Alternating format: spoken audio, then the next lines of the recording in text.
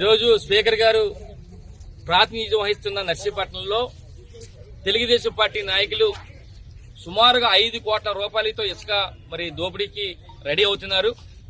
ఎందుకంటున్నానంటే ఇక్కడ stock point లో సుమారుగా 70 నుంచి 80 వేల మరి టన్నుల యొక్క ఇసుకుంటే కేవలం 40 టన్నులే ఉందని చెప్పి 40 వేల టన్నులు ఉందని చెప్పి మరి మిగతా 40 వేల టన్నులు కూడా దోపిడీ చేయడానికి సిద్ధంగా ఉన్నారు. అందుకని మీ ద్వారా జిల్లా కలెక్టర్ గారిని, ఆర్డీఓ గారిని, జేసీ గారిని కోరుతున్నాను, వెంటనే మీరు దాని మీద ఎక్కడ దోపిడీ జరగకుండా చేయాలని చెప్పి మీ ద్వారా తెలియపరచడం జరుగుతుంది.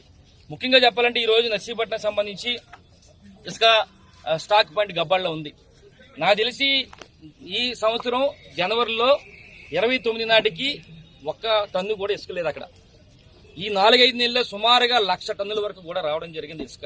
మాకు తెలిసిన సమాచారం ప్రకారం సుమారుగా 1,00,000 టన్నుల ఇసుక ఆ యార్డ్లో ఉంది. అయితే ముఖ్యంగా ఈ 4-5 నెలల్లో ఎవరికైనా ఇచ్చి ఉంటే, ఎవరైనా హౌసింగ్ కానీ ఏదైనా ఇచ్చి ఉంటే సుమారుగా 10,000-20,000 టన్నులు అయ్యి ఉంటుంది.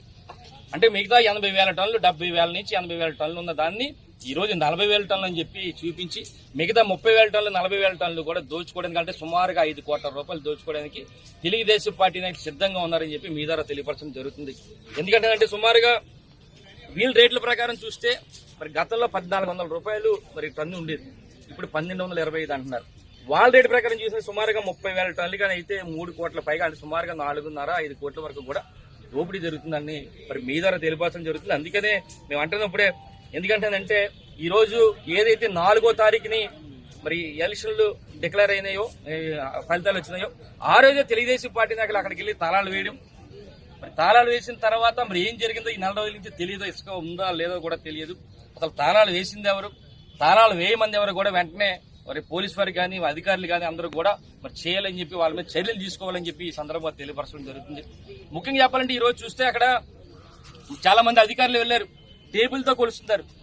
టేబుల్తో కొలిసి 30,000 ఒకరు అంటారు, టన్నులు 40,000 అంటారు, 50,000 అంటారు. ఇది కాకుండా మేము ఒకళ్ళనే కోరుతాం, కలెక్టర్ గారిని కోరేది ఏంటంటే ఏదైతే ఈ 4 నెలల్లో 5 నెలల్లో ఎన్ని టన్నులు లారీల్లో ఇక్కడికి వచ్చిందో రికార్డు తీయించండి. ఫస్ట్ ఎన్ని టన్నులు ఇక్కడ నుంచి వెళ్ళింది రికార్డు తీయించండి. ఎందుకంటే రికార్డు మరి మైన్స్ వాళ్ళ దగ్గర ఉందా, లేకపోతే రెవెన్యూ దగ్గర ఉందా, ఎవరి దగ్గర ఉందో మాకు తెలియదు. కానీ ఎట్టి పరిస్థితులు కూడా ఎన్ని టన్నులు ఇక్కడికి వచ్చింది అనేది మాకు సమాచారం. సుమారుగా 1,00,000 టన్నులని ఉంది. ఇక్కడ చూస్తే 30,000 టన్నులు, 40,000 టన్నులు తప్పుడు లెక్కలు చెప్తారు. కనుక ఎట్టి పరిస్థితులు కూడా సుమారుగా 5 కోట్ల రూపాయలు దోపిడీ జరగకుండా మరి అధికారులందరూ కూడా, కలెక్టర్ గారు, జేసీ గారు, ఆర్డీఓ గారు కూడా దీన్ని కాపాడాలని చెప్పి సందర్భంగా తెలియపరుస్తూ మరి ఎట్టి పరిస్థితులు కూడా ఇలాంటి తప్పుడు కార్యక్రమాలు చేస్తే మాత్రం మేము రేపు రాబోయే రోజుల్లో, ఎందుకంటే నేను ఇంకోటి చెప్పాలి, ఈ రోజు మేము ఎంత ఉంది ఏంటనేది కూడా మేము ఆల్రెడీ మన సమాచార హక్కు చట్టం ప్రకారం అడిగాం, ఏడీ మనిషి గారిని కూడా అడిగాం. ఎందుకంటే ఇక్కడ తప్పుడుగా లెక్కలు చేస్తున్నారు, తప్పుడుగా కొలతలు కొలుతున్నారు కనుక మరి రికార్డెడ్గా ఇవ్వని చెప్పి మొన్ననే మేము అడగడం జరిగింది. దాంతోపాటు ముఖ్యంగా చూస్తే ఈ రోజు ఇంకోటి ఏంటంటే అక్కడ బోర్డు పెట్టారు ఈ రోజు నుంచి ఇసుక అని చెప్పి. ఏమంటున్నారంటే నూతన ఉచిత ఇసుక విధానం అని చెప్పి అన్నారు.